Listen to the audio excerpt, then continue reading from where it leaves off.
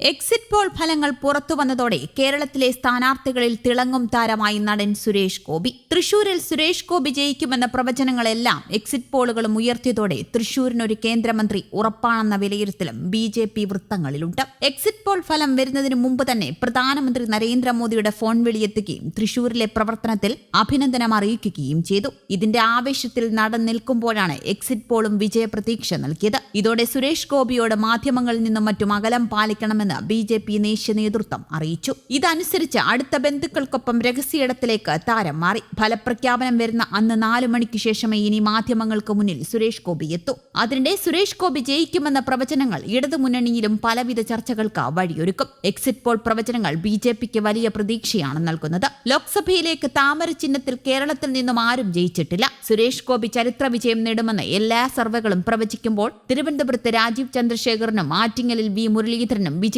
നൽകുന്ന ദേശീയ ചാനലുകളുമുണ്ട്. ഇരുവരും കേന്ദ്രമന്ത്രിമാരുമാണ്. സുരേഷ് ഗോപിക്കൊപ്പം ഇവരും ജയിച്ചാൽ 3 പേരും കേന്ദ്രമന്ത്രിയാകാനുള്ള സാധ്യതയാണുള്ളത്. അക്കൗണ്ട് തുറക്കുമെന്ന പ്രവചനം കേരളത്തിലെ ബി.ജെ.പിയിലെ ഔദ്യോഗിക വിഭാഗത്തിനും പ്രതീക്ഷയാണ്. സംഘടനയിൽ നേതൃമാറ്റത്തിനുള്ള സാധ്യത പോലും വിജയമില്ലാതാക്കും. എന്നാൽ സുരേഷ് ഗോപി ജയിച്ചാൽ ഇടതിൽ കലാപമുണ്ടാകും. CPM-നെതിരെ ഗുരുതര ആരോപണങ്ങൾ CPI ഉന്നയിക്കാൻ സാധ്യതയുമുണ്ട്. തൃശൂർ പൂരത്തിന് രാത്രി വെടിക്കെട്ട് നടക്കാതെ പോയതാണ് സുരേഷ് ഗോപിക്ക് വീണ്ടും മുൻതൂക്കം നൽകിയതെന്ന വിലയിരുത്തൽ CPIക്കുണ്ട്. കേരളത്തിലെ ഭരണമുന്നണിയുടെ സ്ഥാനാർത്ഥി എന്ന നിലയിൽ VS സുനിൽകുമാറിന് അത് വലിയ തിരിച്ചടിയായി. സംസ്ഥാനത്തെ പ്രധാനപ്പെട്ട ചില മുതിർന്ന പോലീസ് ഉദ്യോഗസ്ഥർ തൃശൂരിലുണ്ടായിരുന്നു. എന്നിട്ടും പോലീസിന്റെ ഭാഗത്ത് ഗുരുതര വീഴ്ചയുണ്ടായി. ഇത് സുരേഷ് ഗോപിക്ക് ജയിക്കാൻ വേണ്ട അട്ടിമറിയായി CPI വ്യാഖ്യാനിക്കും. കരുവന്നൂർ കേസ് ഒഴിവാക്കാനുള്ള ഗൂഢതന്ത്രം പൂരം അട്ടിമറിക്ക് പിന്നിലുണ്ടെന്ന സംശയം സജീവമാണ്. സുരേഷ് ഗോപി ജയിച്ചാൽ ഈ ആരോപണത്തിന് കരുത്തുകൂടുകയും ചെയ്യും. എന്നാൽ ഇപ്പോൾ ബി.ജെ.പി. തൃശൂരിൽ തോക്കുമെന്ന പ്രതീക്ഷയിലാണ് കോൺഗ്രസും CPM-ഉം. എക്സിറ്റ് പോൾ പ്രവചനങ്ങളെ അവർ വിശ്വാസത്തിലെടുക്കുന്നുമില്ല.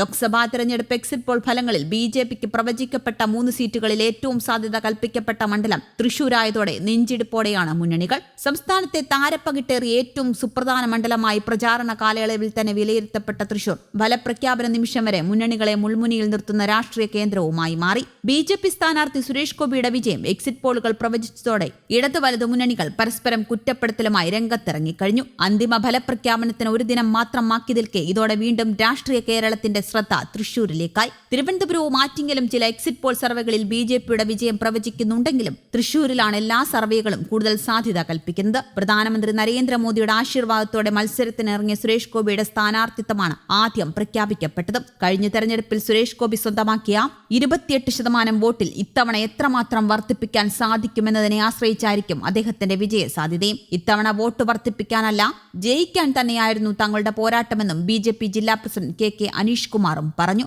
സർവേ ഫലങ്ങൾ പോലെ സുരേഷ് ഗോപി ജയിക്കുകയാണെങ്കിൽ അതിന്റെ പൂർണ്ണ ഉത്തരവാദി കോൺഗ്രസ് ആയിരിക്കുമെന്നാരോപിച്ച് CPM-ഉം രംഗത്തെത്തി.